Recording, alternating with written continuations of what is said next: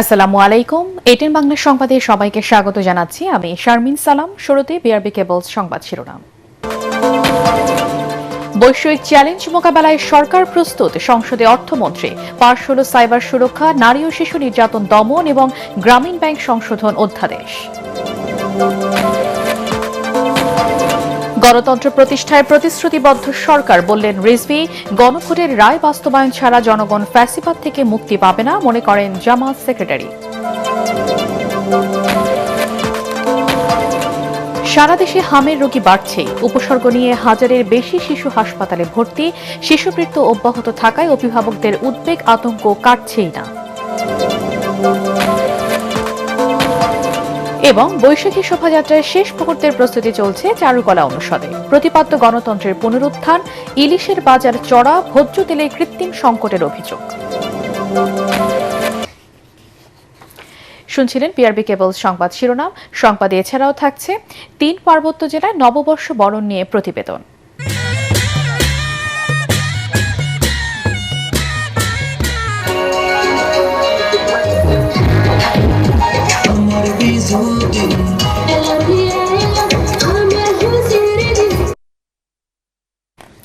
এবারে বিস্তারিত। বৈশ্বিক চ্যালেঞ্জ মোকাবেলা করে দেশের অর্থনীতিকে এগিয়ে নিতে সরকার প্রস্তুত বলে জানিয়েছেন অর্থমন্ত্রী আমির খসরু মাহমুদ চৌধুরী। সংসদে 300 বিধিতে বিবৃতিতে তিনি আরও জানান, 2034 সালের মধ্যে বাংলাদেশকে $1 ট্রিলিয়ন অর্থনীতিতে উন্নীতকরণের কাজ চলছে। দুর্নীতির কারণে অর্থনৈতিক বৈষম্য বেড়েছে উল্লেখ করে অর্থমন্ত্রী বলেন, দেশে মাথাপিছু আয় বাড়লেও মূলত মুষ্টিমেয় কিছু মানুষের হাতেই ছিল অর্থ সম্পদ। বিস্তারিত জানাচ্ছেন একরামুল হক সায়েম। বর্তমান সরকারের দায়িত্বকালে অর্থনৈতিক প্রেক্ষাপট এবং আগামী দিনে সরকারের অর্থনৈতিক টার্গেট সম্পর্কে জানাতে সংসদে 300 বিধিতে বিবৃতি দেন অর্থমন্ত্রী আমির খসরু মাহমুদ চৌধুরী। আওয়ামী লীগের সময়ে মুদ্রানীতির অব্যবস্থাপনা সহ এ সময় আওয়ামী লীগ সরকারের দীর্ঘ শাসনামলে নানা অর্থনৈতিক বৈষম্য ও দুর্নীতির চিত্র তুলে ধরেন তিনি। সরকারি ঋণের ক্ষেত্রে একটি অস্বাস্থ্যকর পরিবর্তন পরিলক্ষিত হয়। অর্থমন্ত্রী বলেন, শেখ হাসিনা সরকারের সময় রাজস্ব আদায়ের চেয়ে ব্যয়ের পরিমাণ বেশি হয় দেখা দেয় বাজেট ঘাটতি। যাচাই না করে নেওয়া হয়েছিল মেগা প্রকল্প, আর লুটপাটের মাধ্যমে পাচার হয় লক্ষ কোটি টাকা। শুধু বাজেট ঘাটতি যে বেড়েছে তাই নয়, বৃদ্ধির মানও প্রশ্নবিদ্ধ। প্রকল্প ছিল অতিমূল্যায়িত এবং এগুলির সম্ভাব্যতা যাচাই ও বেশিরভাগ ক্ষেত্রে সঠিকভাবে করা হয়নি। সরকারের অর্থনৈতিক পরিকল্পনা তুলে ধরে আমির খসরু মাহমুদ চৌধুরী বলেন, প্রতিটি নাগরিকের কাছে উন্নয়নের সুফল পৌঁছাতে সৃজনশীল বিষয়গুলোকে অর্থনীতির মূল ধারার সঙ্গে সম্পৃক্ত করা হচ্ছে।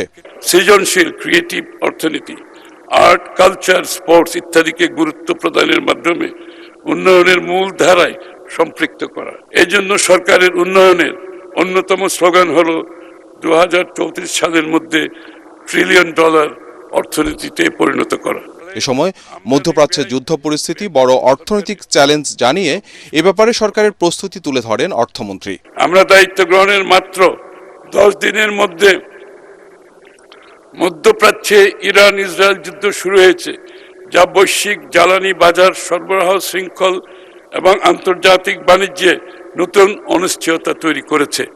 এর প্রভাবে সরকারকে চলতি অর্থ বছরের মার্চ-জুন সময়ে বিদ্যুৎ, জ্বালানি, এলএনজিতে নির্ধারিত ভর্তুকির অতিরিক্ত আরো প্রায় 36,000 কোটি টাকা প্রদান করতে হবে। মাননীয় স্পিকার, এটি একদিকে যেমন সরকারের বাজেট ঘাটতি বাড়ানোর সম্ভাবনার দিকে যাবে, অন্যদিকে সমপরিমাণ প্রায় $3 বিলিয়ন আমদানি মূল্য পরিশোধে বৈদেশিক মুদ্রা রিজার্ভের উপর প্রভাব ফেলবে। এরপর দিনের কার্যসূচি অনুযায়ী বরিশাল, ময়মনসিংহ, কুমিল্লা ও নারায়ণগঞ্জ উন্নয়ন কর্তৃপক্ষ বিল এবং শিল্পকলা একাডেমি সংশোধন বিল সহ বেশ কয়েকটি বিল পাশ হয় সংসদে। মাননীয় সদস্য সকলকে আহ্বান করছি, আজকের এই নামাজ, জুমার নামাজ আমরা এখানে মসজিদে। একরামুল হক সায়েম, এটিএন বাংলা, ঢাকা। মাননীয় স্পিকার, আপনাকে ঢাকা সেন্ট্রাল ইউনিভার্সিটি অধ্যাদেশ 2026 জাতীয় সংসদে সর্বসম্মতিক্রমে পাশ হয়েছে। বিকেল 3:30টায় ডেপুটি স্পিকার ব্যারিস্টার কায়সাল কামালের সভাপতিত্বে মধ্যাহ্ন বিরতির পর অধিবেশন শুরু হলে বিল পাস সংক্রান্ত প্রস্তাব উত্থাপন করেন শিক্ষামন্ত্রী ডক্টর আ.ন.ম এহসানুল হক বিলন। অন্তর্বর্তী সরকারের সময়ে ঢাকা বিশ্ববিদ্যালয়ের অধিভুক্ত রাজধানীর 7 সরকারি কলেজের শিক্ষার্থীরা স্বতন্ত্র বিশ্ববিদ্যালয় গঠনের দাবিতে আন্দোলনে নামেন। পরে সরকারি 7 কলেজ নিয়ে ঢাকা সেন্ট্রাল ইউনিভার্সিটি গঠনের ঘোষণা দেয় এবং অধ্যাদেশ জারি করে। আজ সেই অধ্যাদেশ সংসদে পাশ হলো। এছাড়াও বেশ কয়েকটি বিল পাশ হয়েছে এদিন। এর মধ্যে রয়েছে সাইবার সুরক্ষা অধ্যাদেশ, নারী ও শিশু নির্যাতন দমন সংশোধন এবং গ্রামীণ ব্যাংক সংশোধন অধ্যাদেশ। দেশে গণতন্ত্র প্রতিষ্ঠার যে পরিবেশ তৈরি হয়েছে তা অব্যাহত রাখতে বিএনপি অঙ্গীকারবদ্ধ বলে জানিয়েছেন প্রধানমন্ত্রীর রাজনৈতিক উপদেষ্টা ও দলের সিনিয়র যুগ্ম মহাসচিব রুহুল কবির রিজভী। নয়াপল্টন কেন্দ্রীয় কার্যালয়ে সংরক্ষিত নারী দলের মনোনয়ন ফর্ম বিক্রি কার্যক্রমের উদ্বোধনে তিনি কথা বলেন। রিজভী জানান, গত 16 বছরের আন্দোলন সংগ্রামে ভূমিকা মূল্যায়ন করেই চূড়ান্ত মনোনয়ন দেওয়া হবে। এ সময় মনোনয়ন প্রত্যাশীদের দলের সিদ্ধান্ত মেনে নেওয়ার আহ্বান জানান তিনি। আগামী 12 এপ্রিলের মধ্যে 50,000 টাকা জামানত সহ মনোনয়ন ফর্ম জমা দিতে হবে। 12 মে অনুষ্ঠিত হবে সংরক্ষিত নারী আসনের নির্বাচন। গিয়েছি, অনেক মামলা খেয়েছি, আপত্তি নাই, কোনো কষ্ট নাই। কষ্ট লাঘব হবে যখন এই দেশের সৌন্দর্য ফিরে আসবে। সংগ্রাম করেছি, আন্দোলন করেছি, এই জন্য আমি দলের কাছে আশাবাদী, দল আমাকে এই ত্যাগের মূল্যায়ন করবে। জনাব তারেক রহমান সাহেব যারা ত্যাগী নির্যাতিতা তাদেরকেই নমিনেশন দিবেন, এটা আমি আশা করি। রক্ত ঝরা সংগ্রামের পিচ্ছিল পথে গণতন্ত্র প্রতিষ্ঠার যে পরিবেশ তৈরি হয়েছে, যেটি গণতন্ত্রের মূল শক্তি, এটাকে অব্যাহত রাখতে হবে। শেখ হাসিনার পলায়নের মধ্যে দিয়ে যে বিজয় হয়েছে, সেই বিজয়কে আমাদের আরো সুসংহত করতে হবে।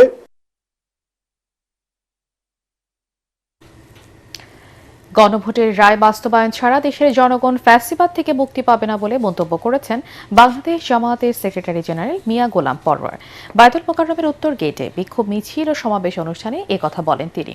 জানান, শেরপুর ও বগুড়ার উপনির্বাচন প্রমাণ করেছে দলীয় সরকারের অধীনে সুষ্ঠু নির্বাচন সম্ভব নয়। রিপোর্ট করছেন খায়রুল ইসলাম। শেরপুর ও বগুড়ার উপনির্বাচনের ফল বাতিল সহ পুনরায় ভোট গ্রহণ এবং গণভোটের রায় বাস্তবায়নের দাবিতে রাজধানীতে মিছিল করেছে জামায়াত। শুক্রবার দুপুরে জাতীয় মসজিদ বায়তুল মোকাররম প্রাঙ্গণ থেকে শুরু হওয়া মিছিলটি পল্টন মোড় বিজয়নগর হয়ে কাকরাইলে গিয়ে শেষ হয়।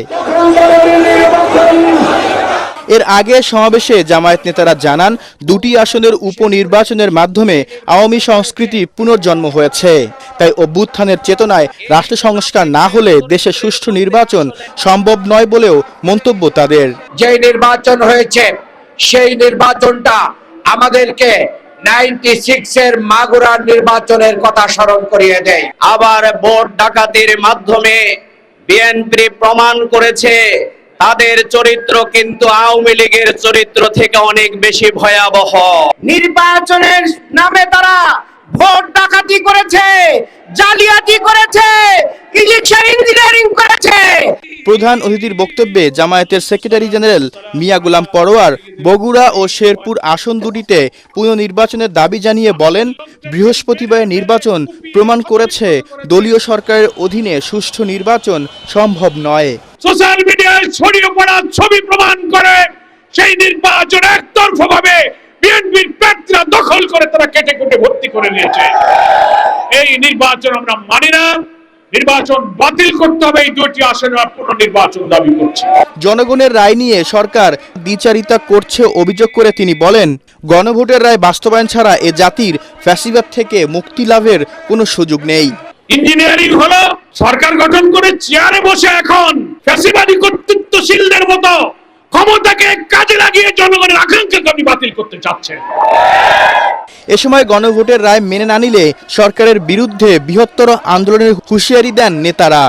এদিন সকালে গাজীপুরের তামিরুল মিল্লাত মাদ্রাসা মাঠে জামায়াতের টঙ্গী শাখার কর্মী সম্মেলনেও গোলাম পরওয়ার সরকারের বিভিন্ন কর্মকাণ্ডের সমালোচনা করেন। ফ্যাসিবাদী শাসনের দিকেই যে সরকার ধাবিত হচ্ছে সেটা পরিষ্কার। খায়রুল ইসলাম, এটিএন বাংলা, ঢাকা।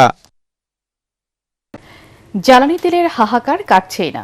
ভোর থেকে রাজধানীর পাম্পগুলোতে তেল নেয়ার জন্য সিরিয়াল দিয়ে ঘন্টার পর ঘন্টা অপেক্ষা করতে হচ্ছে।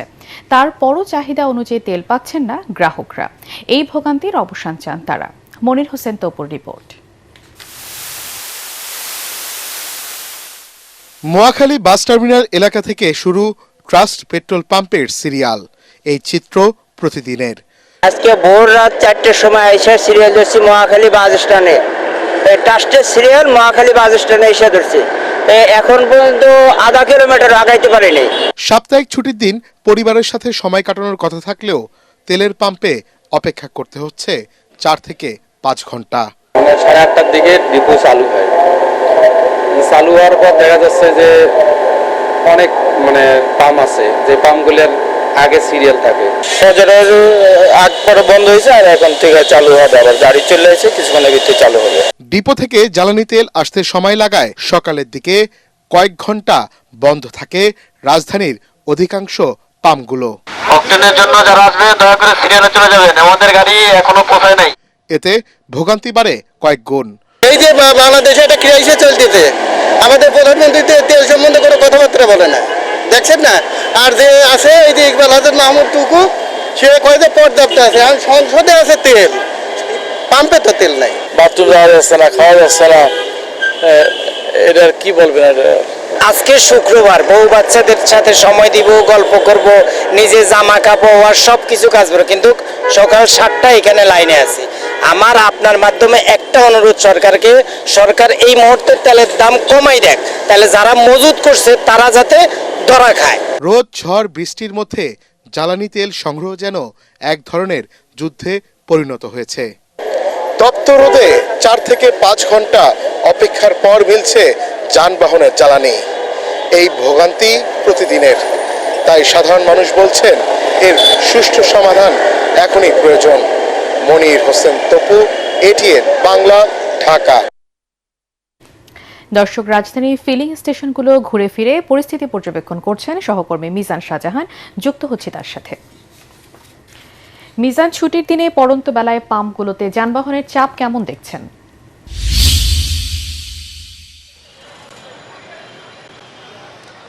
শারমিন, আপনাকে ধন্যবাদ। আজকে ছুটির দিন শুক্রবার হলেও ডিপো আমরা পাম্পগুলোতে অনেক ভিড় লক্ষ্য করেছি। আমি কথা বলে জানার চেষ্টা করেছি যে ভিড় হওয়ার কারণ কি। যারা রাইড শেয়ার করেন তা বলছেন যে তাদের প্রতিদিনই জ্বালানি তেল দরকার, এজন্যই তারা ভিড় করছেন। অন্যান্য যারা আছেন তারাও প্রাইভেট কার নিয়ে এসেছেন, তারা বলছেন যে ছুটির দিনে একটু অবসর সময় পাওয়া যায়।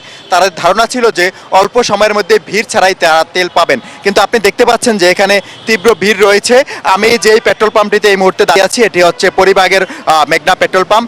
এই পাম্পে এখন যারা সিরিয়ালে আছেন শুধুমাত্র তাদেরকে জ্বালানি তেল সরবরাহ করা হবে।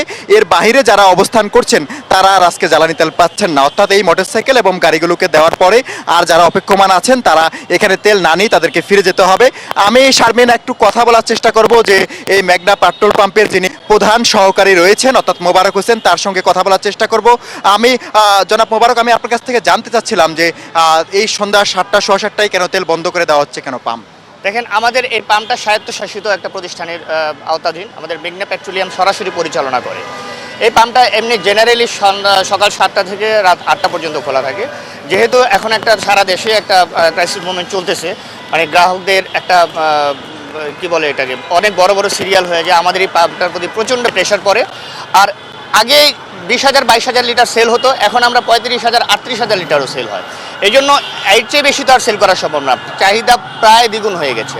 এই জন্য আমরা সন্ধ্যা 7টার সময় আমরা করি কি, সামনে যে বাইকারগুলো আছে, সামনে যে বাইকার এবং গাড়িগুলো আছে, এগুলো অনেক দূর থেকে সিরিয়াল ধরে আসে।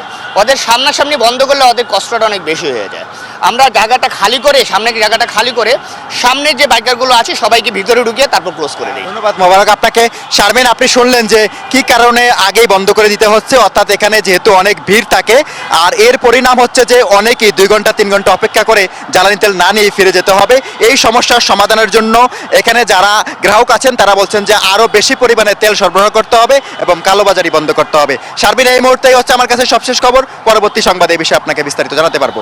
মিজান, আপনাকে ধন্যবাদ।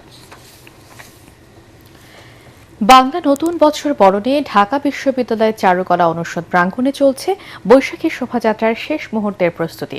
গণতন্ত্রের পুনরুত্থান প্রতিপাদ্যে এবারের মূল 5টি মোটিফের মধ্যে প্রধান আকর্ষণ লাল ঝুটির মোড়ক। পয়লা বৈশাখের দিন সকালে চারুকলা থেকে বেরিয়ে শোভাযাত্রাটি শাহবাগ টিএসসি দোয়েল চত্বর হয়ে আবারও চারুকলা এসে শেষ হবে। বৈশাখ বরণের প্রস্তুতির খবর জানাচ্ছেন মুশফিকুর রহমান। বাঘের পিঠে চড়ে অঙ্কন স্বপ্ন পুরি যাবে, চাঁদের বুড়ি নিমন্ত্রণে পান্তা ইলিশ খাবে, লেখাপড়া শিখে অঙ্কন ভালো মানুষ হবে। বাঙালির জীবনে বৈশাখ এখনও তার উৎসবের রং না ছড়ালেও চারুকলার সবুজ প্রাঙ্গণ হয়ে উঠেছে রঙিন। বৈশাখকে বরণ করতে তুমুল ব্যস্ত ঢাকা বিশ্ববিদ্যালয়ের চারুকলা অনুষদের শিক্ষার্থীরা। এতে যোগ দিয়েছেন সাবেক শিক্ষার্থীরাও। বাঙালির বর্ষবরণের অবিচ্ছেদ্য অংশ হয়ে উঠেছে বৈশাখের শোভাযাত্রা।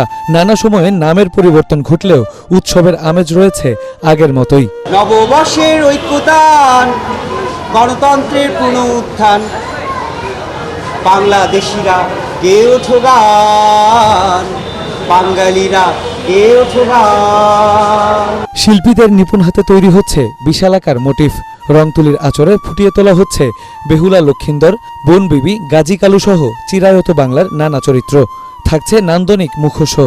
আমরা কাজ করি প্রতি বছর, কিন্তু কাজ শেষে এমন হয় যে আমাদের শরীরে আর শক্তি থাকে না যে আমরা গিয়ে শোভাযাত্রায় অংশগ্রহণ করি।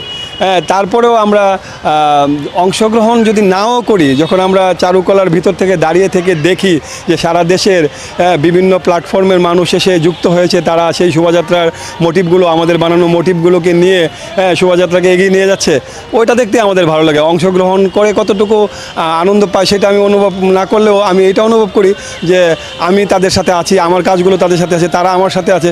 এই মিলিয়ে একটা বড় রকমের তৃপ্তি, বড় রকমের আনন্দ পাই। এবার বৈশাখী শোভাযাত্রার সামনে থাকবে লাল ঝুটির মোড়ক, বাংলার চিরায়ত বাদ্যযন্ত্র দোতারা, শান্তির প্রতীক কবুতর, হাতি এবং সবশেষে থাকবে ঘোড়া। এরই মধ্যে কাজ প্রায় গুছিয়ে এনেছে চারুকলা অনুষদ।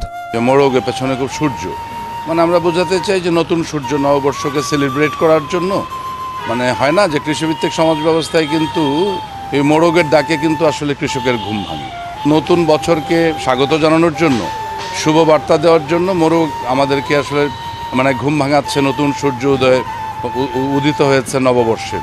আর স্ট্রাকচার, বেসিক স্ট্রাকচারের 70% হয়ে গেছে, আর 30% যে অলঙ্করণের কাজটুকু দিন রাত করে আমরা আসলে শেষ করি। এই শোভাযাত্রার অর্থ সংগ্রহের জন্য চারুকলার গেইটে বিক্রি হচ্ছে শিল্পকর্মসহ নানা সামগ্রী। চারুকলা অনুষদের শিক্ষার্থী, ঢাকা বিশ্ববিদ্যালয়ের শিক্ষার্থী, এমনকি অন্যান্য শিল্প শিক্ষা প্রতিষ্ঠান যেগুলো আছে, তারাও কিন্তু স্বতঃস্ফূর্তভাবে এখানে এসে ছবি আঁকছে এবং সেগুলো বিক্রয় হচ্ছে। সেই বিকৃত অর্থ দিয়ে আমরা আসলে উদযাপনটা করি। আইন শৃঙ্খলা রক্ষাকারী বাহিনীর সাথে আমার নিজের বৈঠক হয়েছে এবং আইন শৃঙ্খলা রক্ষাকারী যতগুলো উইংস আছে সবগুলো ভীষণ অ্যাক্টিভলি কাজ করবে বলে আমরা মনে করি। বৈশাখী উৎসবের প্রস্তুতি দেখতে ভিড় করছেন অনেকেই। বাঙালির বৈশাখ উদযাপনকে উৎসবের রঙে রাঙিয়ে ভিন্ন মাত্রা দেয় চারুকলার বৈশাখী শোভাযাত্রা। নানা রঙে বর্ণিল সাজে সেজে সর্বস্তরের মানুষ বাংলা বর্ষবরণের উল্লাসে মেতে অংশ নেয় এই শোভাযাত্রায়। গণতন্ত্রের মুক্তি এই প্রতিপাদ্য নিয়ে এবারের শোভাযাত্রায় থাকছে নতুন অনেক চমক। মুশফিকুর রহমান, ATN বাংলা, ঢাকা। পহেলা বৈশাখকে সামনে রেখে বেড়েছে ইলিশের দাম। 1 কেজি ওজনের ইলিশের দাম 2,500 টাকা। এদিকে ভোজ্য তেলের কৃত্রিম সংকট সৃষ্টির অভিযোগ খুচরা দোকানদারদের। প্রতি কেজি সয়াবিন তেল দোকানিদের কিনতে হচ্ছে 2 থেকে 3 টাকা বেশি দরে। সপ্তাহের ব্যবধানে সব ধরনের মুরগির দাম কেজিতে 20 থেকে 30 টাকা বেড়েছে, তবে কিছুটা কমেছে সবজির দাম। খায়রুল ইসলামের রিপোর্ট। আর মাত্র 4 দিন পরই পহেলা বৈশাখ। নববর্ষ এলেই মানুষের মাঝে ইলিশ কেনার ধুম পড়ে যায়। সাপ্তাহিক ছুটির দিনে ইলিশ কেনার আগ্রহ নিয়ে বাজারে এসে দাম শুনে না কিনেই বাড়ি ফিরছেন অনেকে। 901 কেজি সাইজের মাছ 2500 টাকা কেজি, আর 1 কেজি 200-300 গ্রাম যেটা এটা 250 টাকা কেজি, আর 1 কেজির নিচে যেটা আপনার 700 গ্রাম যেটা এটা কেজি হলো 2300 থেকে 2200 টাকা, 2200 থেকে 2300 টাকা কেজি। ইলিশ পান্তা বৈশাখে এটা বই লেখা থাকবে, শুধু দেখেই চলে যেতে হবে। সাধারণ মধ্যবিত্ত তাকায় দেখতে হবে, ক্রয় ক্ষমতার বাইরে। এদিকে নানা অজুহাতে ভোজ্য তেল নিয়ে শুরু হয়েছে তেলেস্মাতি। তেলের সাথে আরো পণ্য কেনার শর্ত জুড়ে দেওয়ার অভিযোগ করেন দোকানিরা।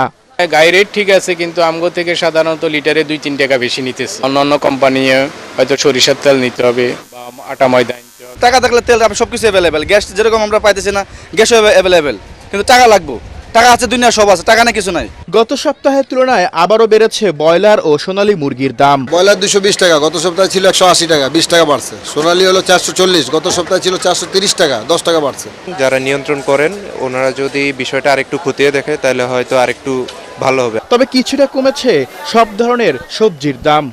120 টাকার করলা 80 টাকা, 80 টাকার কাঁচামরিচ বিক্রি হচ্ছে 60 টাকা কেজি দরে। খায়রুল ইসলাম, এটিএন বাংলা, ঢাকা। লেবাননে ইসরায়েলের তীব্র হামলার কারণে অনিশ্চয়তার মুখে ইরান আমেরিকা যুদ্ধবিরতি। এই হামলার পর ইসরায়েলকে হুঁশিয়ারি দিয়েছে ইরান। এরপর ট্রাম্পের চাপে লেবাননের সাথে আলোচনায় সম্মত হয়েছে তেল আবিব। তবে হরমুজ প্রণালীতে জাহাজ থেকে টোল আদায় না করতে তেহরানের উপর চাপ অব্যাহত রেখেছে ট্রাম্প প্রশাসন। এদিকে চলমান সংঘাতের স্থায়ী সমাধানে পাকিস্তানের ইসলামাবাদে শনিবার বৈঠকে বসছে ইরান ও যুক্তরাষ্ট্র। অন্যদিকে যৌথ বিমান হামলায় গুরুতর আহত ইরানের ফরেন রিলেশনস কাউন্সিলের প্রধান কামাল খারেজি মারা গেছেন। বিস্তারিত জানাচ্ছেন আশিকুর রহমান।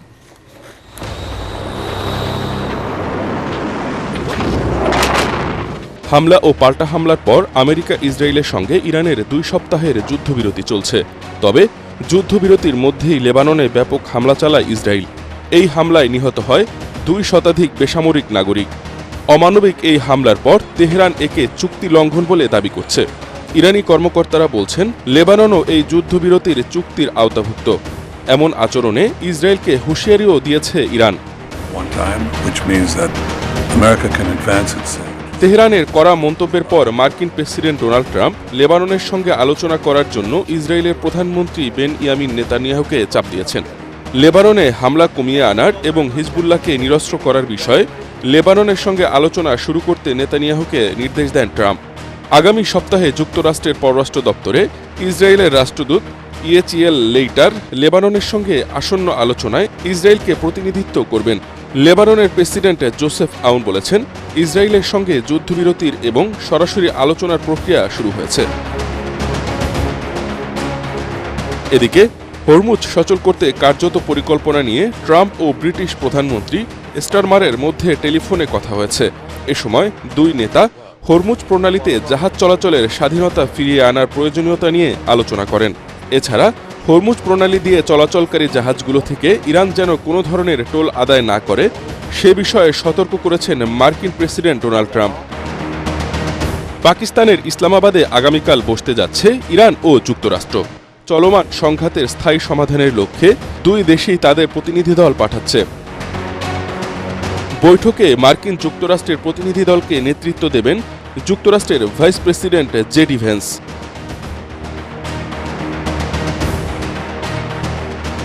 অন্যদিকে যুক্তরাষ্ট্র ও ইসরায়েলের বিমান হামলায় গুরুতর আহত ইরানের ফরেন রিলেশনস কাউন্সিলের প্রধান কামাল খারাজি মারা গেছেন।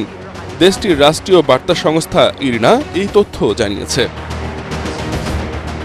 ইরানে যুক্তরাষ্ট্র ও ইসরায়েলের 39 দিনের হামলায় দেশটির সর্বোচ্চ নেতা আয়াতুল্লাহ আলী খামেনি সহ শীর্ষ পর্যায়ের অন্তত 6 জন নেতার মৃত্যু হয়েছে। আশিকুর রহমান, এটিএন বাংলা। স্থানীয় নির্বাচনের আগে ঢাকায় নতুন ভোটার তালিকা তৈরির দাবি জানিয়েছেন ঢাকা দক্ষিণের প্রশাসক আব্দুস সালাম। ঢাকা বিশ্ববিদ্যালয়ের শিববাড়ি এলাকায় বৃক্ষরোপণ কর্মসূচি উদ্বোধনী অনুষ্ঠানে তিনি এ দাবি জানান।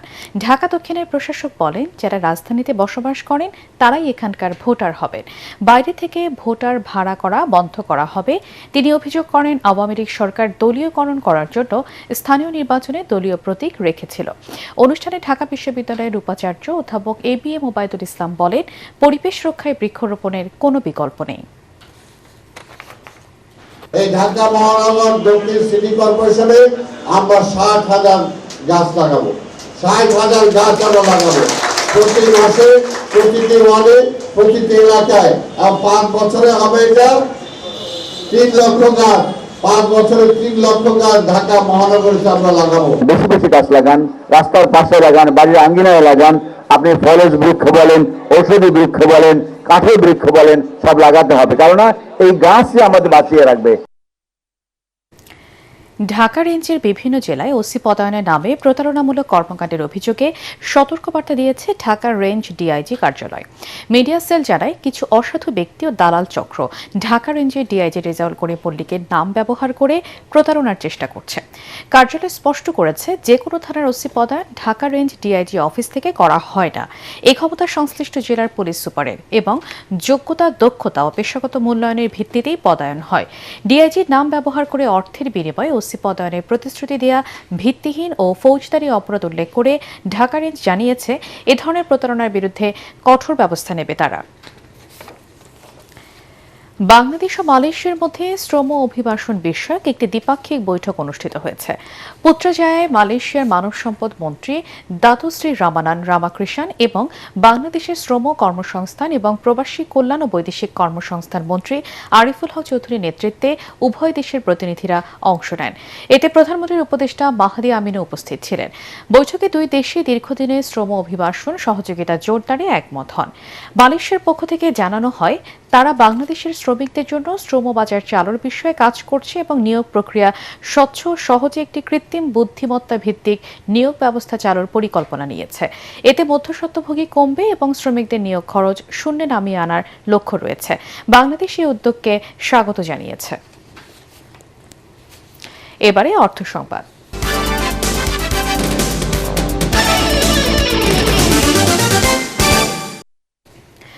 নেত্রকোনার হাওড় অঞ্চলে ধান কাটায় ব্যস্ত কৃষক।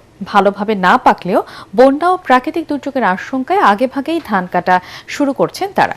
সময়মতো ধান ঘরে তুলতে পারলে ক্ষতি এড়ানো সম্ভব হবে বলে আশা চাষিদের। এবারে আন্তর্জাতিক সংবাদ।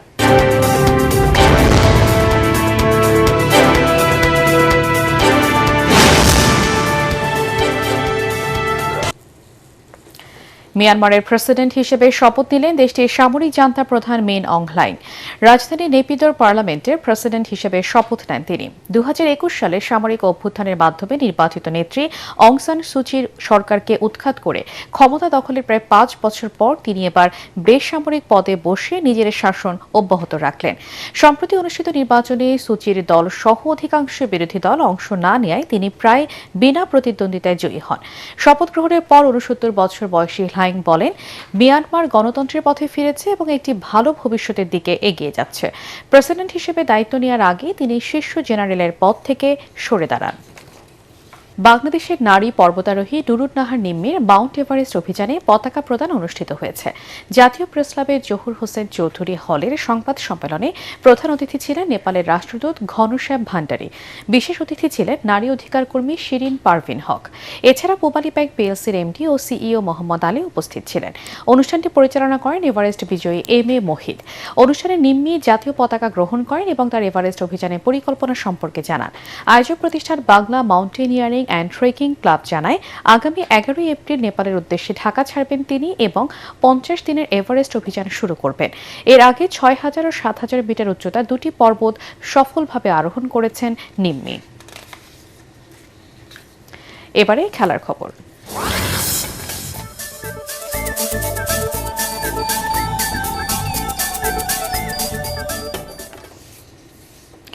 মোহামেডানকে 2-1 গোলে হারালো ঢাকা আবাহনী। দুই চির প্রতিদ্বন্দ্বী লড়াইয়ে রোমাঞ্চ আর নাটকীয়তার কমতি ছিল না। প্রায় 1 মাসের বিরতির শেষে বাংলাদেশ ফুটবল লিগে দুই দল মুখোমুখি হয়েছিল কুমিল্লার ধীরেন্দ্রনাথ দত্ত স্টেডিয়ামে। ম্যাচের 3য় মিনিটে উজবেক মিডফিল্ডার মোজাফফরের চোখ ধাঁধানো গোল মোহামেডানকে উল্লাসে ভাসালেও সেই আনন্দ স্থায়ী হয়নি। মিরাজুলের গোলে 17 মিনিটে খেলায় সমতা ফেরে। দ্বিতীয়ার্ধে সোলেমান দিয়াবাতের পা থেকে আসে আবাহনীর জয়সূচক গোলটি। স্বস্তির এই জয়ে 18 ম্যাচের লিগে 11 রাউন্ড শেষে দ্বিতীয় স্থানে আবাহনী। সমান ম্যাচে 11 পয়েন্ট নিয়ে টেবিলের 7ম স্থানে মোহামেডান। এখনও শীর্ষে রয়েছে বসুন্ধরা কিংস। শেষ করছি বৈশাখী উৎসবের খবর দিয়ে। পাহাড়ে বইছে পৌষ উৎসবের আমেজ। নতুন বছর বরণে প্রস্তুত দেশের ক্ষুদ্র নৃগোষ্ঠীর সম্প্রদায়ের মানুষ। আগে বৈশাখী নামে পালিত হলেও এবছর তা হচ্ছে না। প্রতিটি সম্প্রদায় নিজ নিজ নামে নববর্ষকে উদযাপন করবে। উৎসব ঘিরে আনন্দমুখর ৩ পার্বত্য জেলা। পাড়ায় পাড়ায় চলছে বর্ষবরণের প্রস্তুতি। এরই মধ্যে শুরু হয়েছে রাঙামাটিতে পাহাড়ি জনগোষ্ঠীর বিচু সাংরাই, বৈশু, বিশু ও বিহু উৎসবের 4 দিনের অনুষ্ঠান।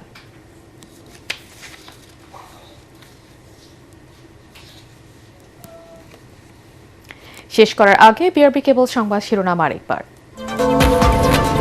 বৈশ্বিক চ্যালেঞ্জ মোকাবেলায় সরকার প্রস্তুত, সংসদে অর্থমন্ত্রী। পাশ হল সাইবার সুরক্ষা, নারী ও শিশু নির্যাতন দমন এবং গ্রামীণ ব্যাংক সংশোধন অধ্যাদেশ।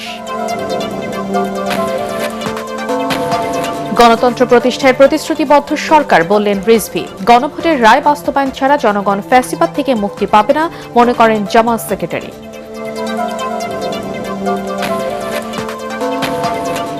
সারা দেশে হামের রোগী বাড়ছে। উপসর্গ নিয়ে 1000-এর বেশি শিশু হাসপাতালে ভর্তি।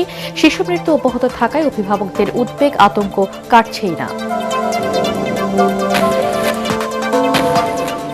এবং বৈশাখী শোভাযাত্রার শেষ মুহূর্তের প্রস্তুতি চলছে চারুকলা অনুষদে। প্রতিপাদ্য গণতন্ত্রের পুনরুত্থান। ইলিশের বাজার চড়া, ভোজ্য তেলের কৃত্রিম সংকটের অভিযোগ। পরবর্তী সংবাদ দেখার আমন্ত্রণ জানিয়ে এখনকার মতো শেষ করছি। ATN বাংলার সংবাদ ইউটিউবে দেখতে ব্রাউজ করুন youtube/ATN Bangla News।